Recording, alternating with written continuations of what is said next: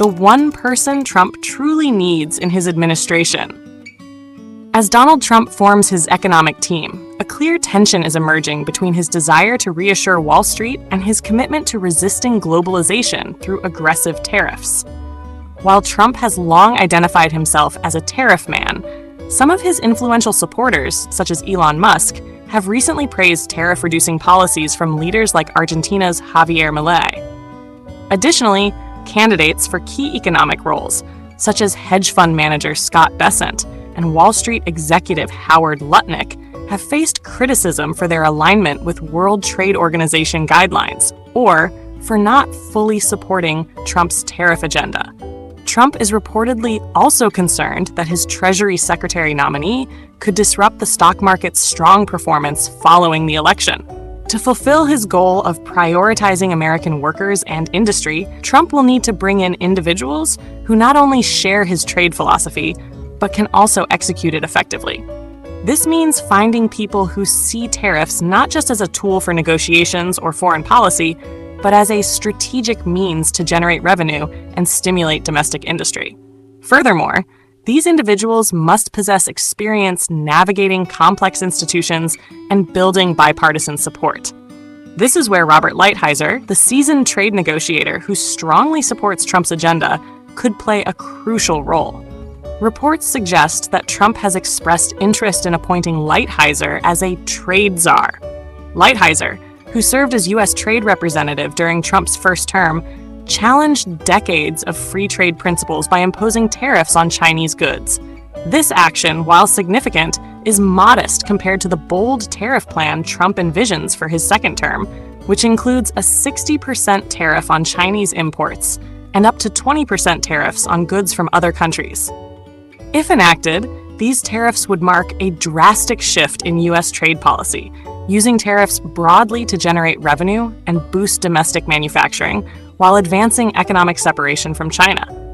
Such a shift challenges the neoliberal belief that economic policy should be managed by experts independent of democratic influence. Critics argue that Trump's tariffs could drive up prices, reduce GDP, and harm jobs.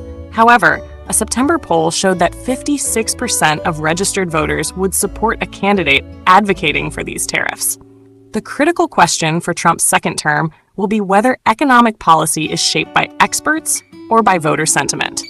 Policymakers and business leaders are already bracing for this change. Last month, Wall Street firm Piper Sandler, after discussions with Lighthizer, warned that new tariffs could be implemented soon after Trump takes office. Lighthizer's pro-tariff stance even raised concerns at a Bilderberg group meeting earlier this year, where his comments were reportedly terrifying to attendees. In a recent interview, Lighthizer criticized free trade models as inaccurate and echoed concerns he raised in 1997, warning that China's entry into the World Trade Organization would harm U.S. manufacturing jobs. In contrast, a 2000 letter from 150 economists, including 13 Nobel laureates, predicted China's accession would promote freedom and improve living standards. Looking back, Lighthizer's warnings seem prescient. China's expanding industrial power hasn't resulted in greater freedom for its people, and a 2016 study revealed that the China shock led to the loss of nearly 1 million U.S. manufacturing jobs between 1999 and 2011. For Lighthizer, trade policy should be about more than just lowering prices or advancing foreign policy goals. It should focus on creating good jobs, supporting strong families, and building healthy communities in the U.S. His approach, which he calls common good economics, sets him apart from both free market conservatives and progressives.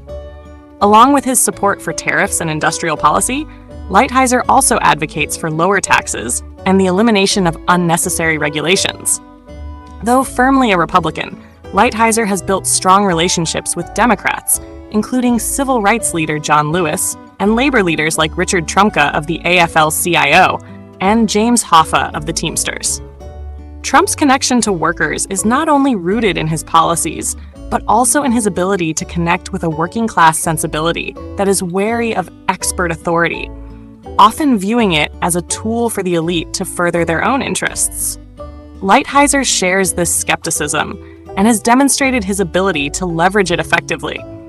his career shows that practical competence often outweighs theoretical expertise, and experience can often be a more reliable guide than any scientific model.